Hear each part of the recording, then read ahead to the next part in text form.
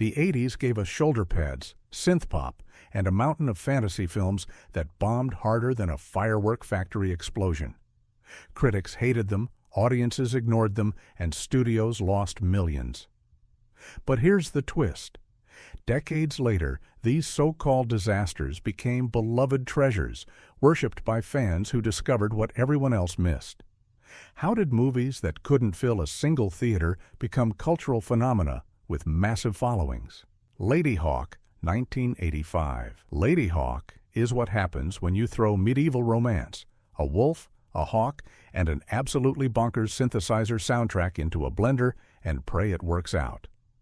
Rutger Hauer and Michelle Pfeiffer play cursed lovers who can never touch because she transforms into a hawk by day while he becomes a wolf by night, all thanks to a bitter bishop's black magic. Matthew Broderick tags along as a thief who talks to God like they're old drinking buddies, bringing comic relief that somehow doesn't ruin the tragic core. Critics at the time couldn't get past Andrew Powell's electronic score, which felt like someone accidentally left a Tangerine Dream cassette in a castle. Roger Ebert called it a distraction, and audiences stayed away in droves.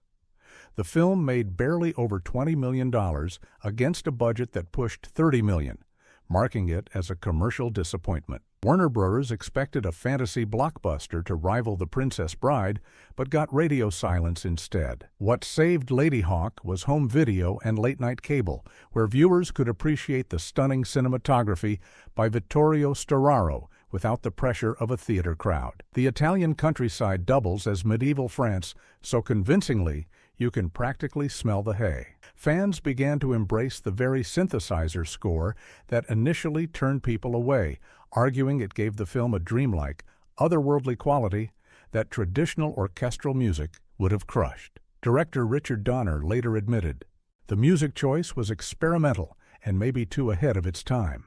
The curse at the film's heart remains one of the cruelest in fantasy cinema. Two people deeply in love, forever kept apart by sunlight and moonlight, always within reach, but never able to connect." That tragedy resonated more powerfully as viewers revisited it over the years.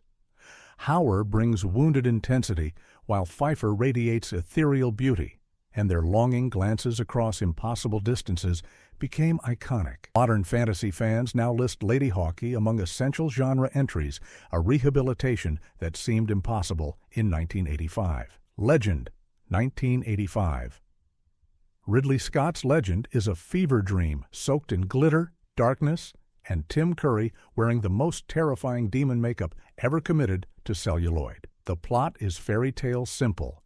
Pure Princess Lily accidentally dooms the world by touching a unicorn, and Forest Boy Jack must save her from the Lord of Darkness, who wants to destroy sunlight forever. What elevates this beyond kiddie fare is the sheer visual insanity Scott unleashed, creating a fantasy realm that looks like someone melted a Gothic cathedral into an enchanted forest and filmed the results. Universal Pictures had no idea what to do with Legend. The original cut ran nearly 2 hours with a haunting score by Jerry Goldsmith, but American audiences got a 90-minute version with Tangerine Dream's synth-heavy soundtrack instead. Critics savaged it as style over substance, and the U.S. box office pulled in a pathetic $15 million against a budget that exceeded $25 million. Scott himself admitted the film failed to connect, calling it perhaps too dark and too weird for mainstream 80s audiences expecting something closer to the Dark Crystal. Tim Curry's transformation into darkness became the stuff of nightmares and legend. The makeup took 5 hours to apply, turning him into a red-skinned, horned demon with a voice like gravel mixed with velvet. His performance is gloriously theatrical, chewing scenery like it's his last meal while delivering lines about extinguishing the sun with absolute conviction. Curry later said the role nearly killed him from heat exhaustion under all those prosthetics, but he refused to dial back the intensity. That commitment shows in every frame he dominates. The director's cut released years later vindicated Scott's original vision, restoring Goldsmith's score and the darker thematic elements. Suddenly, Legend made sense as a legitimate artistic achievement rather than a pretty mess. Tom Cruise, cast as Jack before Top Gun made him a megastar, looks impossibly young and earnest, bouncing around in a tunic like Peter Pan's edgier cousin. The unicorns, created through a mix of makeup and trained horses, remain breathtaking practical effects work. Fantasy communities now recognize Legend as a visual milestone that influenced everything from video games to music videos, proving that sometimes audiences need decades to catch up to a filmmaker's vision. Krull, 1983. Krull tried to blend Star Wars with sword and sorcery and ended up creating something wonderfully, bizarrely unique that confused everyone in 1983. The plot involves Prince Colwyn racing against time to rescue Princess Lissa from the Beast, an alien demon who commands an army inside a teleporting mountain fortress called the Black Fortress. His main weapon is the glaive, a 5-bladed throwing star that looks like someone weaponized a ceiling fan and is so iconic it spawned thousands of replica toys despite the film's failure. Columbia Pictures dumped a reported $30 million into Krull, making it one of the most expensive fantasy films of its era. It barely scraped back $17 million domestically, a disaster that left studio executives scrambling to understand what went wrong. Critics complained about the thin plot and strange tonal shifts between science, fiction, and fantasy, with Roger Ebert specifically noting that the film couldn't decide what it wanted to be. Director Peter Yates defended his vision, arguing that mixing genres was the entire point, but 80s audiences weren't ready for that kind of creative risk. The supporting cast reads like a who's who of future British stars before they became famous. Liam Neeson appears as Keegan, a bandit with approximately 10 lines, while Robbie Coltrane plays a lovable thief who gets one of the film's most emotional death scenes. Alan Armstrong brings manic energy as a shape-shifting magician who transforms into various creatures throughout their quest. These actors later became household names, giving Krull a strange retroactive prestige as fans realized they were watching future legends in an early overlooked project. What kept Krull alive through the decades was its sheer imagination and willingness to throw every fantasy concept at the screen. Cyclops, who traded an eye for the ability to see their own deaths, fire mares that run faster than reality itself, quicksand that swallows castles, and a widow who lives in a spider web made of ice. James Horner's soaring orchestral score, recorded with the London Symphony Orchestra, became more famous than the film itself, frequently used in movie trailers for decades afterward. Home video turned Krull into a beloved curiosity, a film that dared to be different even if it stumbled in execution. The glaive alone ensured cult status, becoming a symbol of 80s fantasy ambition. The Dark Crystal, 1982.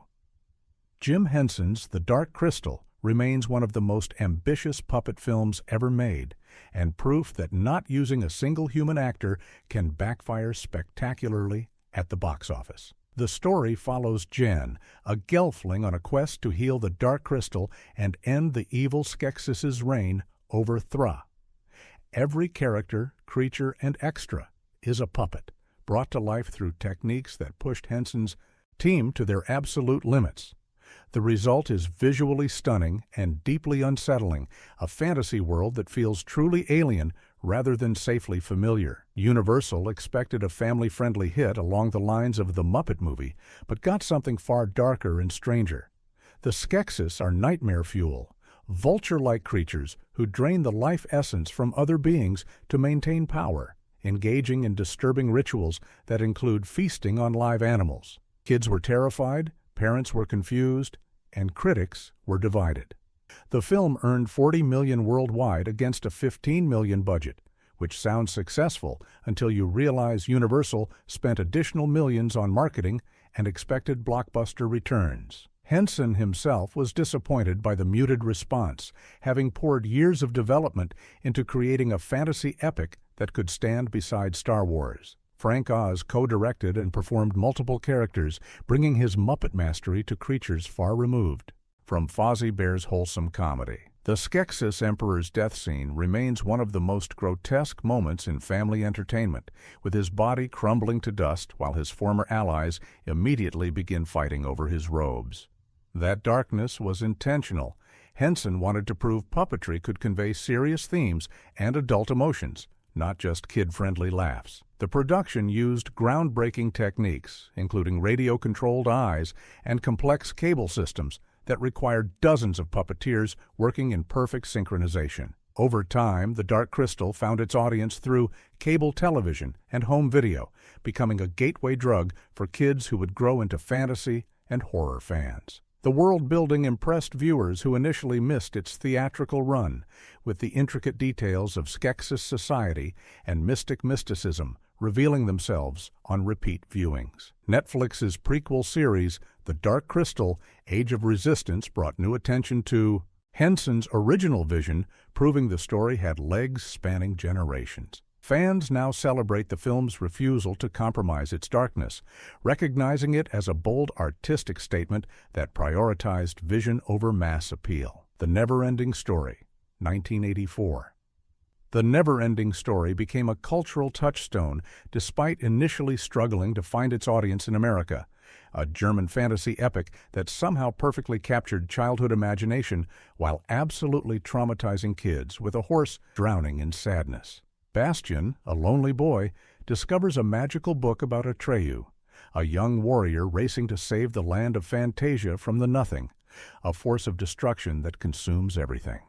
The meta-narrative twist where Bastian realizes he's part of the story itself blew minds, even as the film's heavier themes about depression and loss sailed over younger viewers' heads. Warner Brothers invested $27 million into bringing Michael Ende's beloved novel to screen, but the film only made about $20 million domestically during its initial run. The studio expected The Never-Ending Story to dominate the summer of '84, but faced stiff competition from Ghostbusters and Indiana Jones and the Temple of Doom. Critics praised the special effects, particularly Falkor the Luck Dragon, but questioned whether the existential dread of the Nothing made sense for a family film.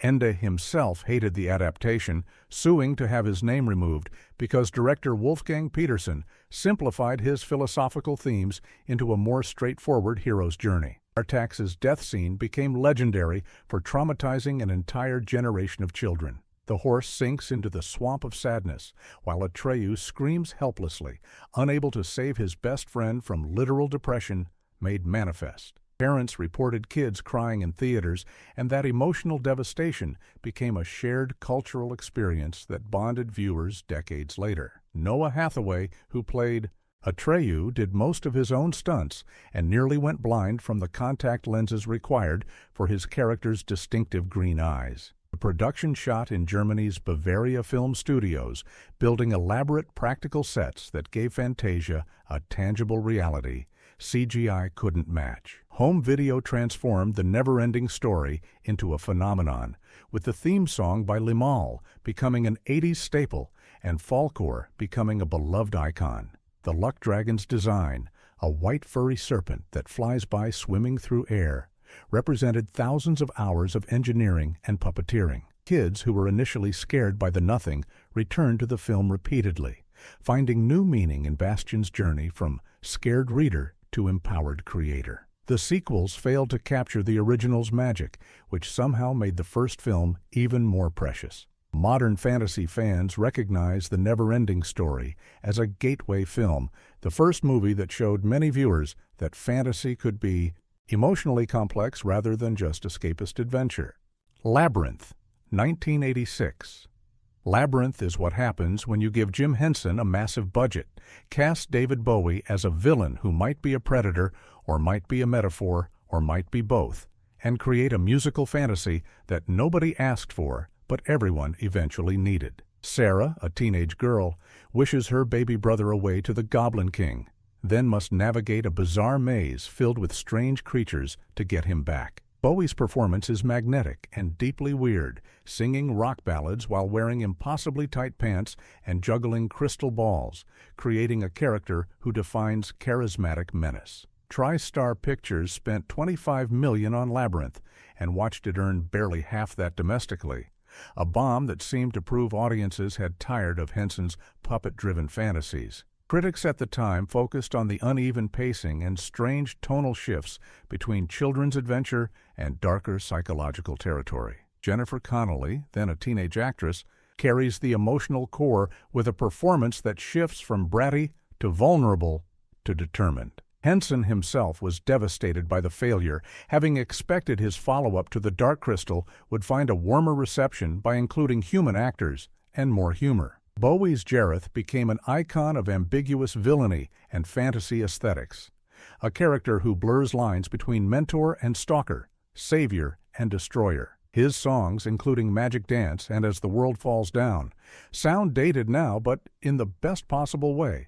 Pure 80s synth rock that somehow fits the timeless fairy tale setting. The ballroom dream sequence, where Jareth and Sarah dance while masked figures swirl around them, remains one of fantasy cinema's most romantic and unsettling scenes.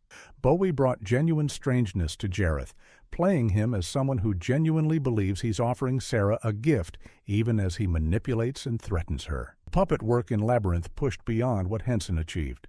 In The Dark Crystal, creating a menagerie of bizarre creatures that range from adorable to disturbing, Ludo, the gentle giant who commands rocks, became a fan favorite, while the Fireys who remove their own body parts traumatized viewers expecting something cozier. Hoggle, Sarah's reluctant goblin guide, required multiple puppeteers to operate and became the emotional heart of the film. Home video turned Labyrinth into a sleepover staple and Halloween costume inspiration, with new generations discovering its strange magic. The film's themes about growing up and accepting responsibility resonated more powerfully as fans aged, recognizing Sarah's journey as genuinely meaningful rather than just a weird puppet adventure. Dragon Slayer, 1981. Dragon Slayer gave audiences a dragon that actually looked and moved like a believable creature, then promptly got ignored because everyone in '81 was too busy watching Raiders of the Lost Ark and Superman Eterned. The plot follows Galen, a sorcerer's apprentice who must face Vermithrax Pejorative, a dragon terrorizing a kingdom through a lottery that sacrifices young women. This is not a friendly dragon, not a misunderstood dragon, but a genuine monster that burns people alive and rules through fear, making it one of the darkest fantasy films of its decade. Paramount and Disney co-financed Dragon Slayer, an odd partnership that resulted in neither studio knowing quite how to market it. The film cost $18 million and barely made $14 million domestically, a failure that seemed to prove audiences wanted lighter fantasy fare. Critics praised the special effects, which combined stop-motion, go-motion, and full-scale puppetry to create Vermithrax, but complained about the film's grim tone and shocking violence. Director Matthew Robbins intended to make an anti-Tolkien fantasy, something grounded in medieval brutality rather than noble quests, and audiences in '81 weren't ready for that approach. The dragon remains one of the most impressive practical effects achievements in cinema history. Supervised by Phil Tippett and Industrial Light and Magic, Vermithrax moves with weight and menace, flapping wings that feel genuinely powerful and breathing fire that looks like actual combustion rather than cartoon flames. The go-motion technique, an advancement of stop-motion that added motion blur, gave the dragon a fluidity that even modern CGI struggles to match. When Vermithrax emerges from her lair, a massive cave filled with treasure and bones, the sense of scale and danger is palpable. The lottery system at the film's core adds genuine stakes and moral complexity. The kingdom sacrifices its daughters to appease the dragon, and the film doesn't shy away from showing the terror and injustice of this arrangement. Princess Elspeth's death, where she volunteers to take another girl's place and gets incinerated, shocked audiences expecting a last-minute rescue. Peter MacNicol, as Galen, brings vulnerability to the hero role, playing someone clearly in over his head who succeeds through desperation rather than skill. Ralph Richardson's final performance as Ulrich the Sorcerer adds gravitas to the magic system, treating sorcery as a serious and dangerous art. Fantasy fans rediscovered Dragon Slayer through home video and now recognize it as a precursor to the grittier fantasy that would dominate decades later. The film influenced everything from Game of Thrones to How to Train Your Dragon, proving that taking fantasy seriously and embracing darkness could create something more impactful than safe adventure. George R.R. Martin himself has cited Dragonslayer as an influence, particularly its willingness to kill major characters and refuse easy resolutions. The film's rehabilitation from forgotten flop to cult classic validates Robin's vision of fantasy as a genre capable of genuine horror and tragedy. Return to Oz, 1985. Return to Oz is the sequel nobody asked for and everybody was terrified by, a film that takes L. Frank Baum's darker Oz novels and creates something that feels like a nightmare disguised as a children's movie. Dorothy returns to a ruined Oz where the yellow brick road is destroyed, the Emerald City lies in rubble, and the villainous Gnome King has turned everyone to stone. This is not the cheerful musical world of Judy Garland. This is a post-apocalyptic wasteland filled with wheelers, headless witches, and electroshock therapy that opens the film with genuine horror. Disney spent $28 million on Return to Oz and watched it sink with only $11 million domestically, one of the studio's biggest bombs of the 80s. Critics and audiences expected something resembling the 1939 classic, and instead got a deeply weird fantasy that opens with Dorothy in a mental institution getting strapped to a bed for electroshock treatment.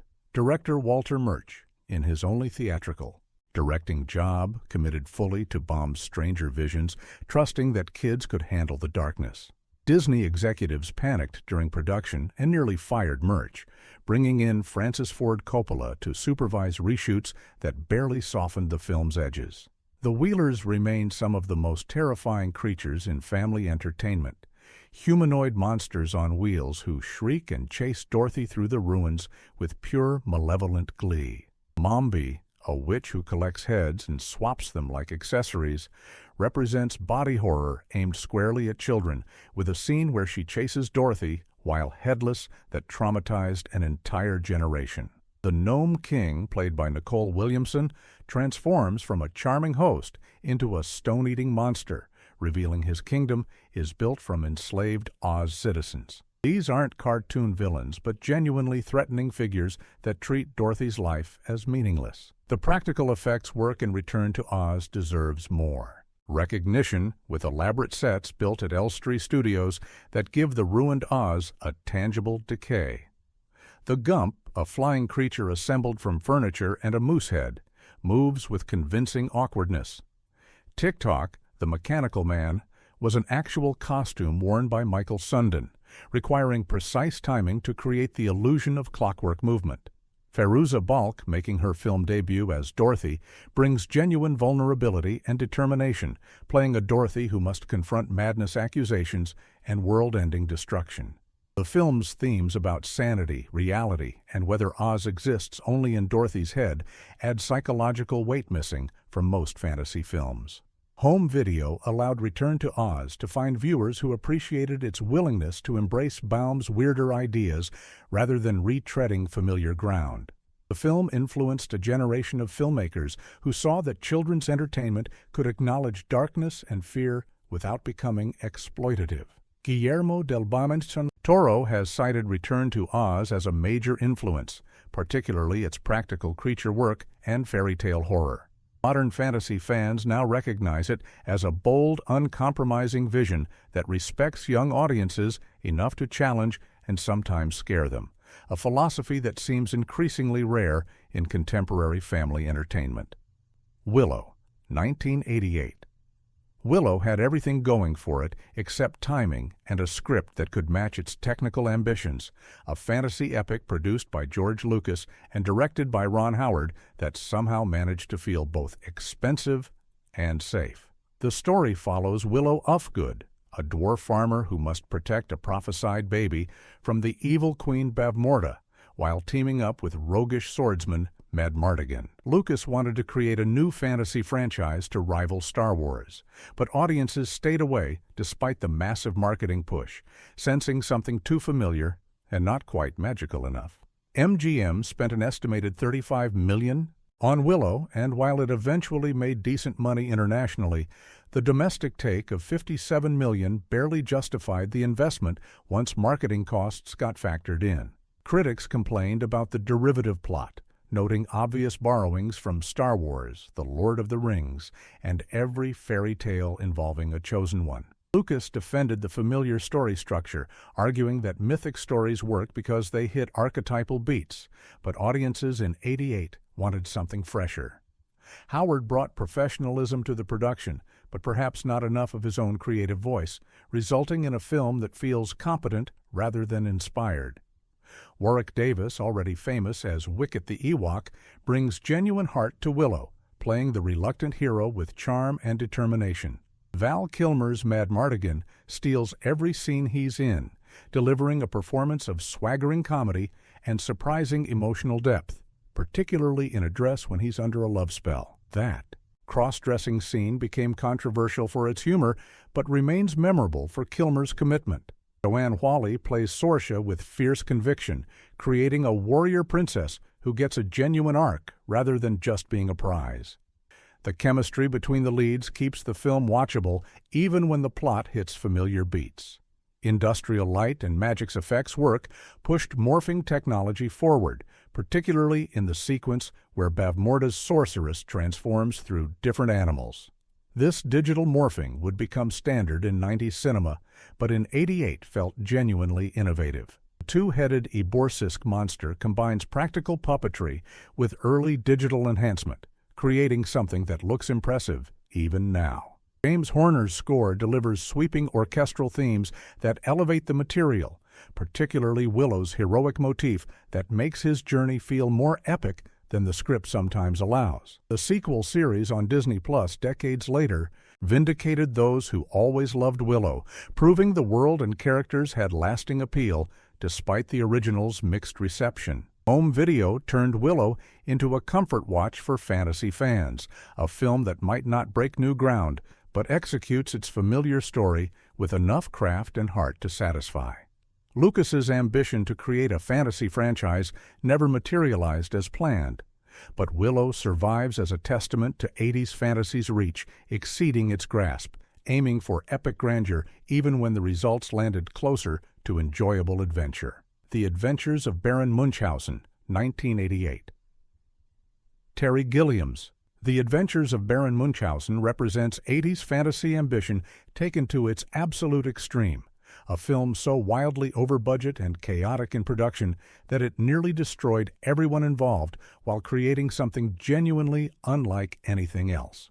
The Baron tells impossible stories about his adventures fighting the Turks, visiting the moon, and journeying to the center of the earth, and Gilliam brings every surreal moment to life with practical effects, elaborate sets, and a refusal to compromise his vision for commercial considerations. Columbia Pictures greenlit a $23 million budget and watched in horror as costs exploded past $46 million, with reports suggesting the true cost approached $60 million. The production was a nightmare of European location shooting, difficult working conditions, and Gilliam's perfectionism clashing with studio demands. The film made barely $8 million domestically, one of the decade's most catastrophic bombs that seemed to prove auteur-driven fantasy couldn't compete with more commercial fare. Critics were divided, with some praising the visual imagination, while others complained about incoherent storytelling and bloated self-indulgence. Gilliam himself barely survived the experience, calling it the most difficult production of his career. The cast reads like a fever dream of European cinema and British comedy. John Neville brings dignity and mischief to the Baron, playing him as a showman who might actually believe his own impossible stories. Eric Idle, Oliver Reed, and others play the Baron's superpowered companions, each with abilities taken to absurd extremes. Uma Thurman appears as Venus in a sequence of breathtaking surrealism, emerging from a shell on an alien ocean. Robin Williams has an uncredited cameo as the King of the Moon, a character whose head detaches from his body in a scene of pure Gilliam weirdness. The tone shifts wildly between children's adventure and adult satire, creating something that belonged to no particular audience. The production design and practical effects in Baron Munchausen represent a high watermark for pre-CGI fantasy filmmaking. Dante Ferretti's sets create impossible spaces that feel both theatrical and genuinely otherworldly. the sequence inside a sea monster's stomach, the journey to the moon on a hot air balloon, and the final battle against the Turks all showcase Gilliam's genius for visual storytelling that prioritizes imagination over realism. Every frame overflows with detail, from background characters to costume choices to architectural flourishes, creating a density that rewards repeat viewings even as it overwhelmed initial audiences. Home video and revival screenings turned Baron Munchausen into a cult masterpiece, with fantasy fans recognizing it as Gilliam's most purely imaginative work. The film's themes about storytelling, truth, and the power of imagination feel more relevant now than in '88, when audiences apparently wanted safer entertainment. The financial disaster ensured Gilliam would always struggle to get projects financed, but it also created a legend about an artist who refused to compromise even as everything burned around him. Baron Munchausen stands as the ultimate '80s fantasy flop turned cult classic, a film that failed commercially because it dared too much, imagined too wildly, and trusted audiences to follow wherever madness led. These 10 films prove that sometimes the movies everyone ignores become the ones everyone eventually loves, that commercial failure doesn't equal artistic failure, and that the weirdest gambles often create the most lasting impact. From cursed lovers to luck dragons, from practical dragons to surreal barons, these fantasy flops refused to play it safe and paid the price at the box office before finding redemption through cult fandom. So here's the real question. Would you rather watch a safe blockbuster that disappears from memory the moment you leave the theater, or a glorious failure that haunts you for decades? Drop your answer in the comments and tell us which of these cult classics deserves more recognition or which one you think is still overrated garbage. Defend your choice like the fantasy wars depend on it.